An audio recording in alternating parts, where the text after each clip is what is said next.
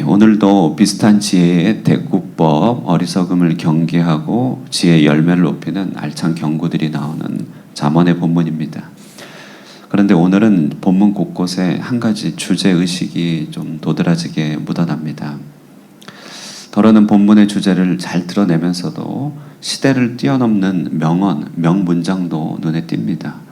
예를 들어 31절 말씀 보시면 가난한 사람을 학대하는 자는 그를 지으신 이를 멸시하는 자요 궁핍한 사람을 불쌍히 여기는 자는 주를 공경하는 자니라. 사람에 대한 태도와 하나님에 대한 경외심을 두 개로 엮어놓는 이 말씀은 시대를 초월하는 명문장이라고 할 수 있을 것입니다. 본문을 통하여 오늘 잠언이 도전하고 있는 한 가지 주제의식, 그것은 바로 신앙적인 재물관을 가진 지혜로운 청지기에 대한 부분이라고 할 수 있을 것입니다. 믿음의 재물관을 오늘 묵상하고 또 이해하여 복된 면류관을 얻는 지혜로운 청지기가 되기를 사모하라, 이런 메시지를 담고 있다고 할 수 있습니다. 먼저 보시면 한 가지 기억할 것, 본문을 통하여 정직한 수고 외에는 하나님께로부터 받을 것이 없다는 것을 오늘 말씀하고 있습니다. 정직한 수고를 통해 얻게 되는 그런 하나님의 상급, 이것이 물질이고 재물이고 신자가 누릴 분깃이다. 23절은 그런 수고를 칭송하여서요 말뿐인 나태나 공허를 경계하며 말하죠. 23절 한번 읽어보겠습니다. 시작. 모든 수고에는 이익이 있어도 입술의 말은 궁핍을 이룰 뿐이라. 정말 말을 잘했죠. 수고는 이익이 따른다. 그러나 입술의 말만 하는 나태와 공허는 궁핍에 이를 뿐이라는 것입니다.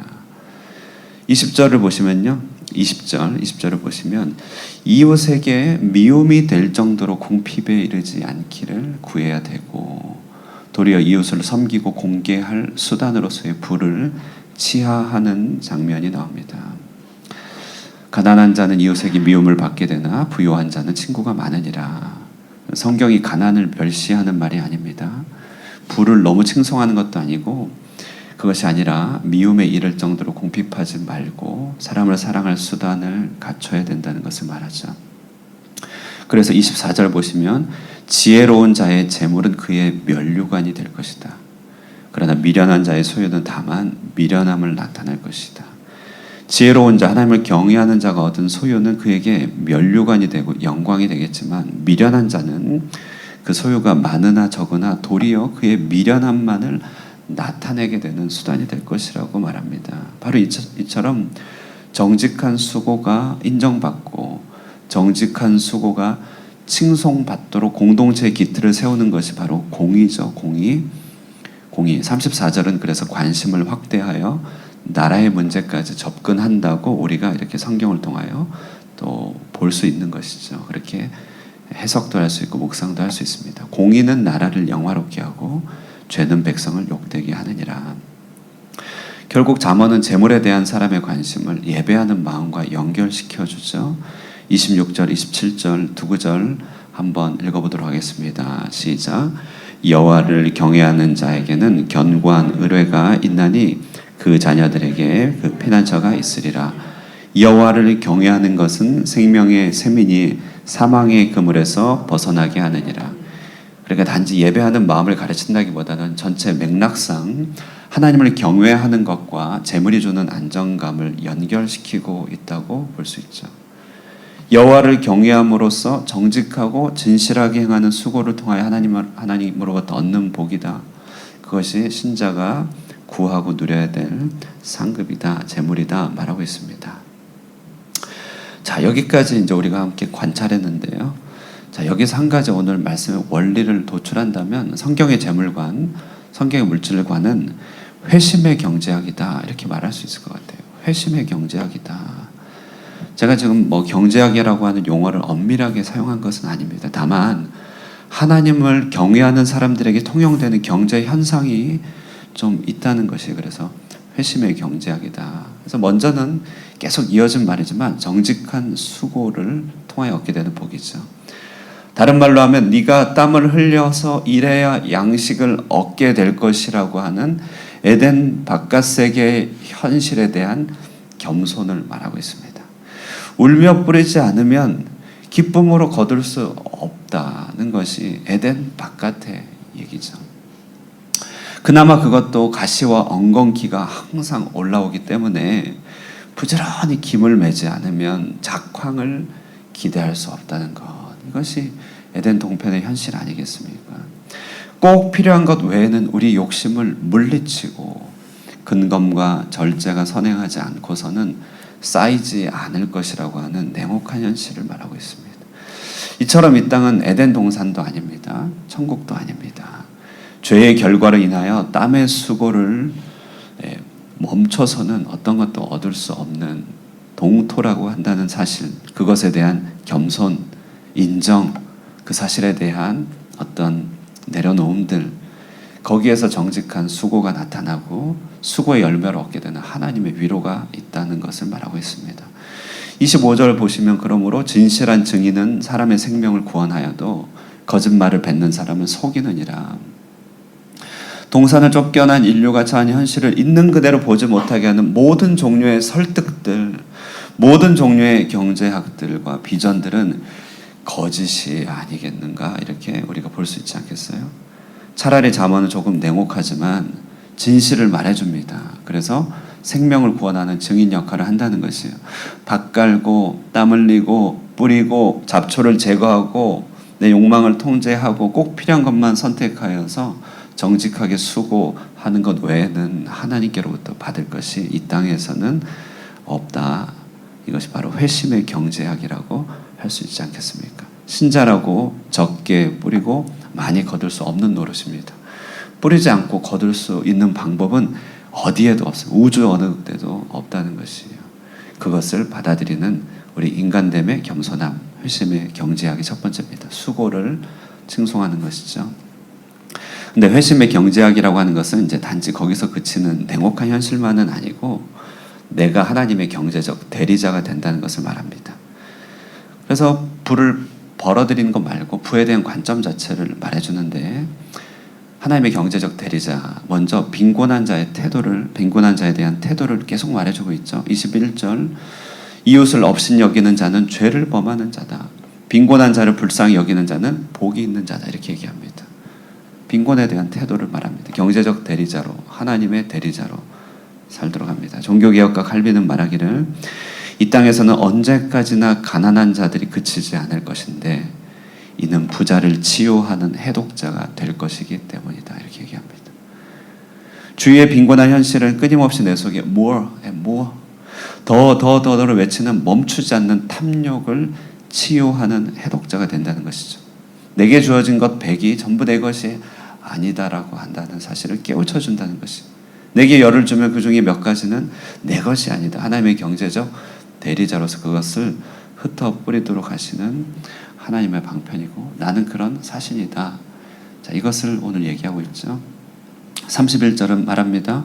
시대를 뛰어넘는, 앞에서 말했듯이 시대를 뛰어넘는 명문장입니다. 다시 한번 읽어볼까요? 31절 시작.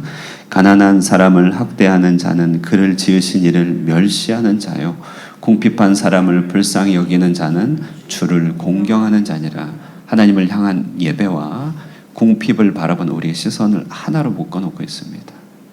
자, 그래서 회심의 경제학이죠. 자, 그런데 청지기의 마음은 여기서 그치지 않고요.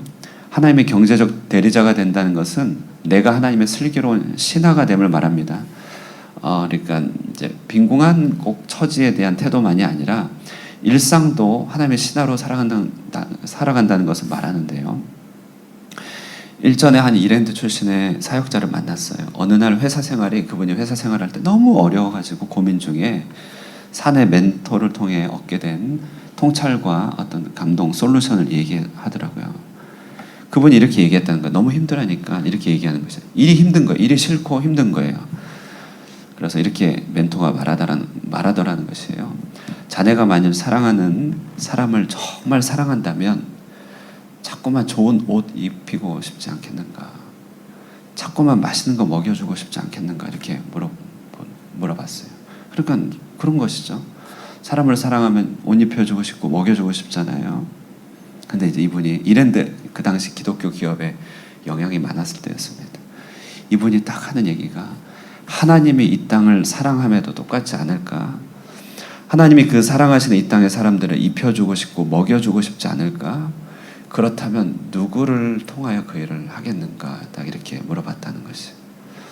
때마침 이랜드는 의료 사업부뿐만 아니라 외식 사업부도 관리할 때였습니다. 일이 많았는데요. 그때 위로부터 뭔가 임한 거예요. 메시지가 임한 거예요. 일이라고 똑같은 일이 아니다. 일은 힘들기도 한 것이고 에덴 동편의 노역이기도 하지만 하나님의 손이고 하나님의 발이구나.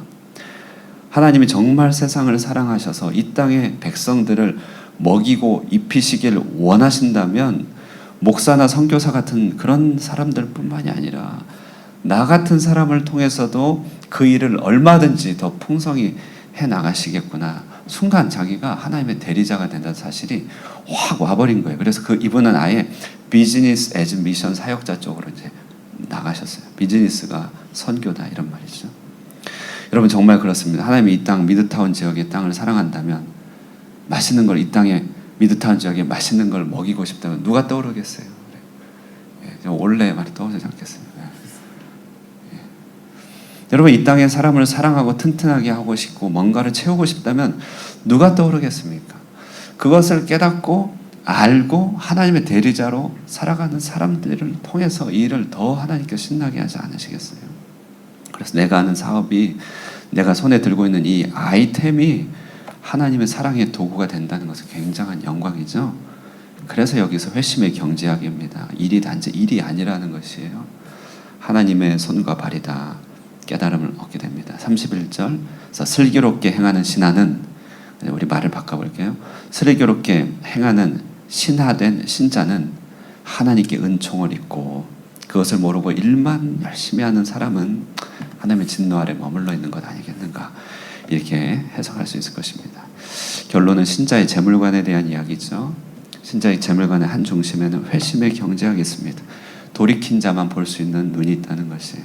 그것은 바로 에덴 동편의 현실을 정직하고 겸손히 받아들이는 수고. 뿌리지 않으면 거둘 수 없다. 가시 엉겅퀴를 우리는 항상 싸워야 된다. 그러나 우리가 하나님의 경제적 대리자가 됩니다. 빈궁한 자를 돌보는 하나님의 돌봄의 손길이요, 주님을 대신하여 나누는 그런 분배자요, 또 내 일을 통하여 세상을 사랑하시는 하나님의 사랑의 손길이 되는 것입니다. 오늘 이처럼요, 회심의 경제학 마음에 품고 크리스찬의 재물관을 가지시고 오늘 하루 일상 가운데서 믿음 가운데서 하나님의 대리자로서 기쁨으로 사역 잘 감당하시는 하루 되시기를 주님의 이름으로 축원드립니다. 기도하겠습니다. 사랑과 은혜의 하나님 감사합니다. 하나님 미약한 우리를 구원하여 주시고 하나님의 대리자로 삼아주시니 영광입니다. 하나님 에덴 동편의 이 냉혹한 현실을 외면하지 않게 하여 주시고 뿌리지 않으면 조금도 거둘 수 없다는 사실을 기억하며 일상의 정직한 수고를 아끼지 않는 우리가 되게 하여 주시옵소서. 다만 하나님, 우리를 통하여 하나님의 대리자, 하나님의 사신이 되어 하나님의 사랑을 전달하도록 우리를 부르셨사오니 궁핍한 자들을 향한 나눔의 마음을 갖게 하여 주시고 이 땅의 못 사람들을 향한 하나님의 사랑의 통로가 되어서 내가 하는 일을 통하여서 하나님의 사랑을 전하게 하여 주시고 하나님께 영광을 올려드리는 하나님의 사람이 되도록 축복하여 주시옵소서. 예수님의 이름으로 기도드리옵나이다. 아멘.